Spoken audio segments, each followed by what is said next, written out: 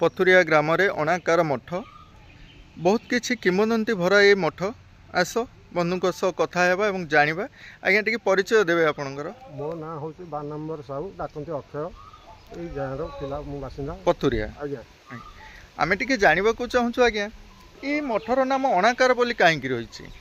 अणाकार मठ तो ठाकुर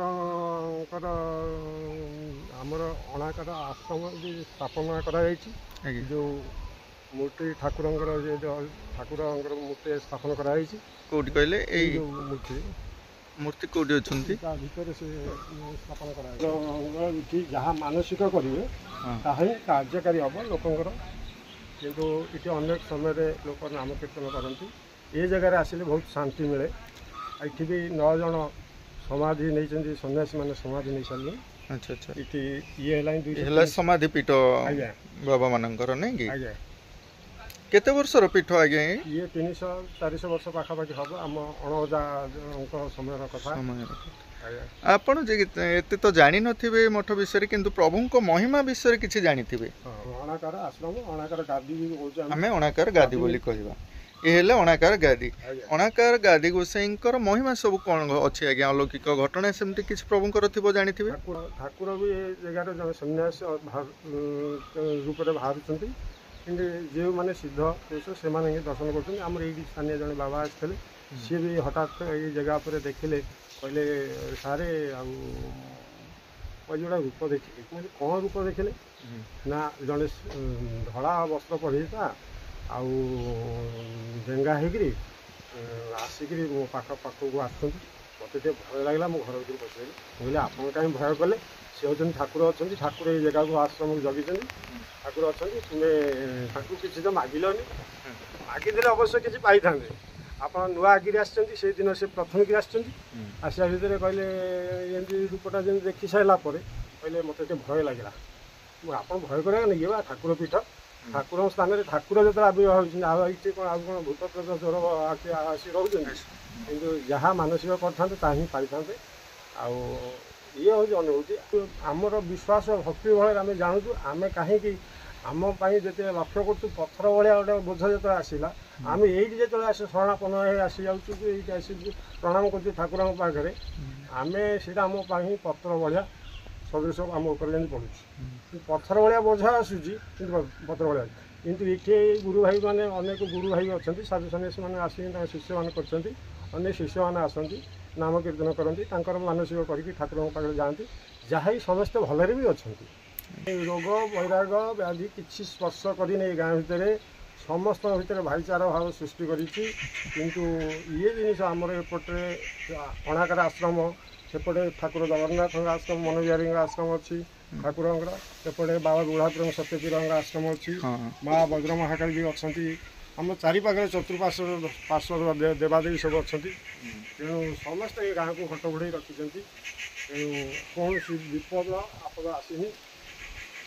ठाकुर गोटे आलोक आश्रम दयानिधि परामर्श निजे स्वदेह आसी स्थान को आसी जो आसी बार्धक्य अवस्था हठात गोटे पारायण उत्सव होवा भर मेघ चली आसला रे बाहर पद बाहरी आसिले कहले जा जा जा जा ऊपर हाथ टेकी दे कहले तुम्हें जा जा जा तो सत जमी से मेघ चारिपट जाक हूँ आम चारिप आम गाँव को एरिया को छाड़ी चारिपट जाक वर्षा होम ये स्थान में वर्षा नहीं पिला तुम शांति खाओ ठाकुर बाणी पिला तुम शांति खाओ समस्ते खाई पी सारे तापर लास्ट जाए वर्षा है ये हूँ जो ठाकुर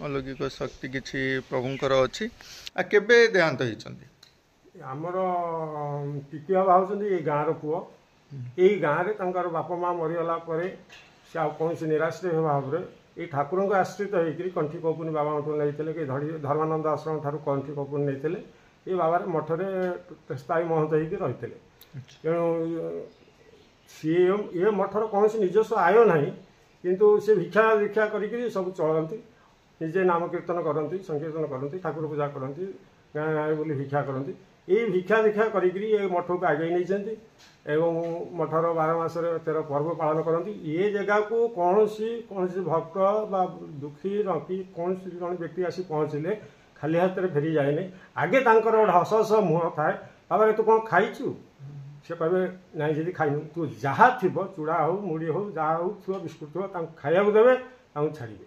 କୌଣସି ଲୋକ ଦିନେ ତାଙ୍କ ନାଁ ବ୍ରହ୍ମାନନ୍ଦ ଦାସ ବ୍ରହ୍ମକୁ ସେମାନେ ସେ ଚିହ୍ନିଥିଲେ। ତାଙ୍କ ଠାକୁର ଦୟାନିଧି ପରମହଂସ ତାଙ୍କ ନାଁ ଦେଇଯାଇଥିଲେ ବ୍ରହ୍ମାନନ୍ଦ ଦାସ। ଟିକି ବାବାଙ୍କ ମାଧ୍ୟମରେ ଏ ଆଶ୍ରମର କିଛିଟା ଉନ୍ନତି ହେଇଛି ଟିକି ବାବାଙ୍କ ଦ୍ୱାରା। ଆମର ଏଇଠି ଭାଗବତେ ଓಂ ନମୋ ଭଗବତେ ବାସୁଦେବାୟ ଏଇ ଯେଉଁ ଭାଗବତ ବିଷୟରେ କିଛି ଚର୍ଚ୍ଚା ଆଲୋଚନା ରହୁଛି ନା ଭାଗବତଙ୍କର ଭାଗବତ ଆଲୋଚନା ହେଉଛି ସନ୍ଧ୍ୟାବେଳେ ଭାଗବତ ପଢ଼ା ହେଉଛି। ଆଜ୍ଞା ସବୁବେଳେ ବହି ଠାକୁରଙ୍କ ଭାଗବତ ବହି ଥୁଆ ହେଇଛି ଆଗରେ ଥୁଆ ହେଇଛି ସେ ପଢ଼ା ହେଉଛି। ଆଉ ଠାକୁରଙ୍କ ବିଷୟରେ ଆଲୋଚନା ହେଉଛି ଯେଉଁମାନେ ଆସୁଛନ୍ତି ଶ୍ରଦ୍ଧାଳୁମାନେ ଆସୁଛନ୍ତି ଶୁଣୁଛନ୍ତି। ଏପଟ ଚାରି କରକୁ ଏଇ ହେଉଛନ୍ତି ମାନେ ଭାଗବତ ଏଇ ଜାଗାରେ ପ୍ରଭୁଙ୍କର କିଛି ପୂଜା ଅର୍ଚ୍ଚନା ମଧ୍ୟ ଆମେ ଏଇଠି କରୁଛୁ। ଲୋକମାନେ ଆସିଲେ ଏଇଠି କିଛି ଆଜି ପ୍ରଭୁ ଚନ୍ଦ୍ରଭାନୁ ପରମହଂସ ଦେବ ତାଙ୍କ ବିଷୟରେ କଥା ହେବା ଏବଂ ପଞ୍ଚସଖା କିମ୍ବା ମାଳିକା ବିଷୟରେ କିଛି ତଥ୍ୟ ରହିଛି ଏ କଥା ମଧ୍ୟ ଆମେ ଜାଣିବା। ବନ୍ଧୁଙ୍କ ସହ କଥା ହେବା। ଆଜ୍ଞା ଟିକେ କହିବେ ପଞ୍ଚସଖାଙ୍କ ବିଷୟରେ ଆଉ ପରମହଂସ କିପରି ତାଙ୍କ ଅଂଶବିଶେଷ ସେ ବିଷୟରେ ଟିକେ କହିବେ।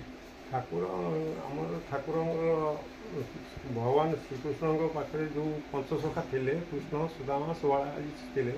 ଏଇ ସୁବଳା ଆମ ପଞ୍ଚସଖା ଭିତରୁ ଠାକୁର ହେଉଛନ୍ତି ଦୟାନିଧି ପରମହଂସ ଦେବ। ତାଙ୍କ ପୂର୍ବବର୍ତ୍ତୀ ଅବସ୍ଥା ସୁବଳା ଅବସ୍ଥାରେ ଥିଲେ ସୁବଳ। ତେଣୁ ତାପର ଅବସ୍ଥାରେ ଦୟାନିଧି ପରମହଂସ ଆସିଥିଲେ। ଏମିତି ଠାକୁରଙ୍କର ଆମର 10 ଅବତାରରେ ବି ତାଙ୍କର ଜନ୍ମବୃତ୍ତାନ୍ତ ବିଷୟରେ ସବୁ ଲେଖା ହେଇଛି କେଉଁ କେଉଁ ଜନ୍ମରେ କ'ଣ ଥିଲେ। ତେଣୁ ଇଏ ପଞ୍ଚସଖା ଭିତରୁ ଜଣେ ଆମେ ଏତିକି ଜାଣିଛୁ। ତେଣୁ ଇଏ ଅବକା 8ମ ଅବତାରରେ ପଡ଼ିଛନ୍ତି। ଠାକୁର ଅବକା 8ମ ଅବତାରରେ ଅଛନ୍ତି।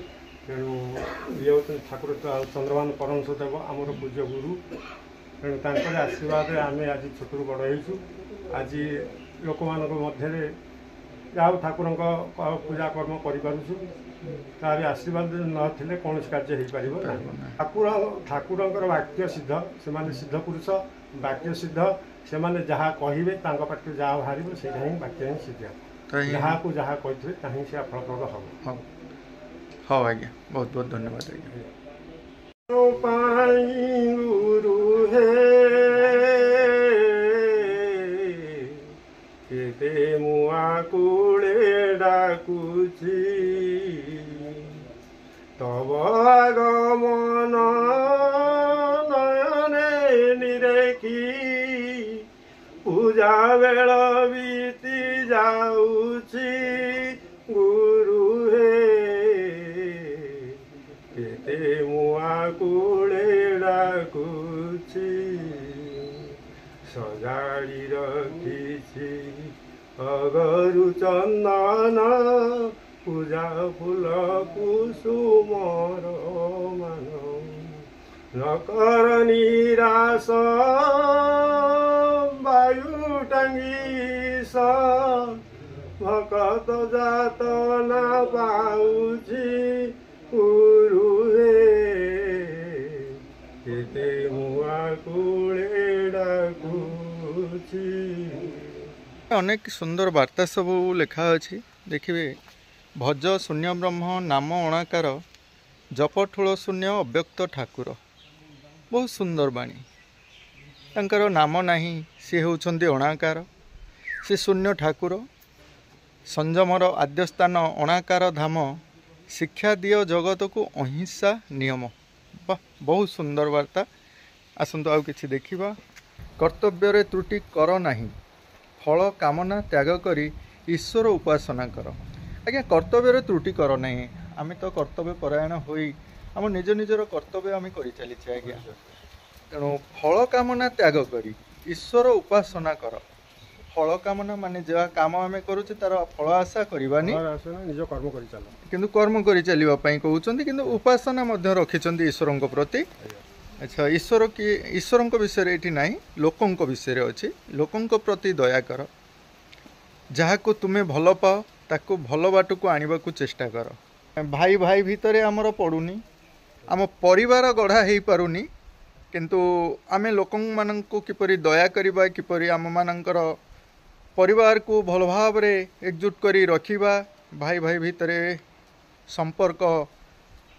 ଭଲ ସମ୍ପର୍କ ରହିବ, सुंदर परिवारटी गढ़ा तापर जाई आमे लोक मानक कथा चिंता करिबा निज परिवार रे दयार भाव देखाओ जहाँ को तुम्हें भल पाओ ताकू भल बाट को आने को चेष्टा कर यही तो आम परिवार को आम भल पाऊ प्रथम परिवार को भल बाट को आनिबा तापर आम आगु को बढ़िबा लोक मानकर कल्याण कामना कर विरक्त हो नहीं बा कहारी को विरक्त कर नहीं बहुत सुंदर कथाटी कौन से कथार हतोत्साहित हो जावा ठीक नुहे कि विरक्त होबा नहीं कहारी को मध्य विरक्त कराइबा नहीं सुंदरबाणी कहारी को ठकाओ नहीं ठकिवा मनुष्य भितर एक कुश्चित चिंताधारा ताहाटू दूरे रुहतु प्रत्येक सहित न्याय और सम व्यवहार कर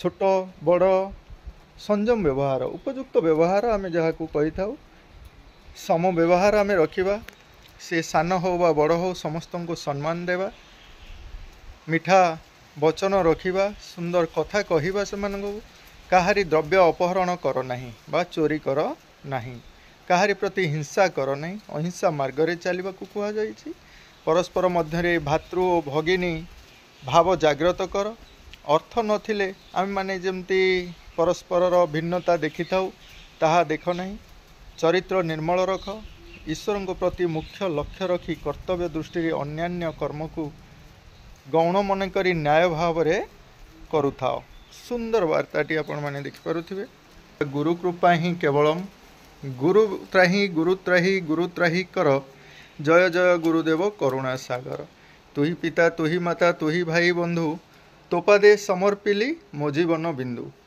सुंदर वार्ता आसतु आम जाना आउ कि वार्ता मध्य खोदित अच्छी सत्य मंत्र जोटा सत्य उपर आधारित देखिपे सत्य अहिंसा मानव धर्म मरम बुझी कर हो कर्म सत्य अहिंसा मानव धर्म आमे केउं धर्म रे आगौचे मानव धर्म कौन से विषय आग को एक विजुअल रखा सत्य को छाड़ी धर्म नहीं आनरे माती न हो बाई ये आन शब्द कौन एक कथा आपण माने जानुथिबे सत्य को छाड़ी आमे वर्तमान कौन करुचे से विषय चिंता करवा उचित न भूल विभु प्रेम अंतर निष्ठुर केबे टली न जाओ नथिबो चिते काल को भय सत्य चेतन परमानंद चरण तले सतत बंद एठी सत्यर मार्ग दर्शा जाइछि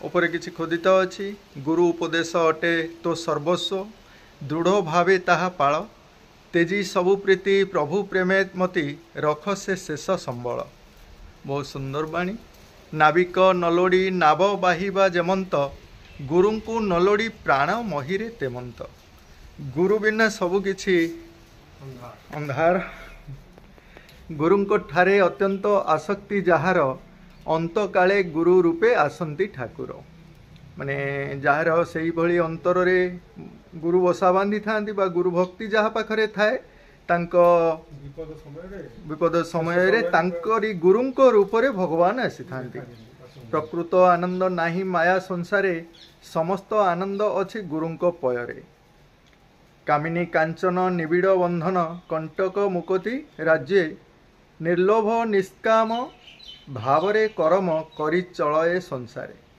मन बाइया छाड़ वृथा बहादुरी आचार्य हेबाकू न हो बाइया हुओ सदा सदाचारी सुंदर वार्ता यही वर्तमान समय रे तो आम मानकर मन बाइया ही रोची आम माने बहादुरी भाव आचार्य हेबाकू आशा रखुचु यह तो आम मनीष मानकर एक स्वभाव पलटि गलानी आज्ञा श्री गुरु शरणं गच्छामि धर्म शरणं गच्छामि सत्यं शरणं गच्छामि गुरुं पदे शरण जाओ धर्म पाई शरण जाओ सत्य पाई शरण जाओ आउ कहा पाई शरण जाओनी जहा एठारे आमे देखुचे सर्वधर्मान परित्यज्य मामेकं शरणं ब्रज अहं त्वां सर्व पापोभ्य मोक्षयिष्यामि मा सोचह ये गीतारू आदृत सर्वधर्मान विषय रे जहाँ लेखा अछि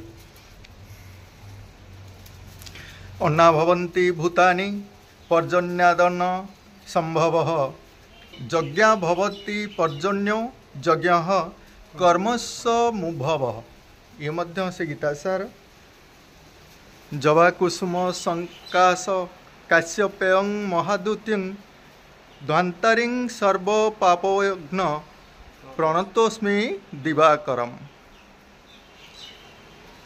अपि स्वर्णमयी लंका न मे रोचते लक्ष्मण जननी जन्मभूमिश्च स्वर्गोदयपि गरीयसी। रामायण वर्णित सुंदर वार्ता। ओं असतो माँ सद्गमय तमसो माँ ज्योतिर्गमय मृत्यु माँ अमृतंगमय। आज आम मैंने अणाकार मठ पथुरिया आसी अनेक कथा आम जानिले। अति पुराणा मठ अतीतर ये से पीठ। आज वीडियोटी को ये शेष करवा। धन्यवाद।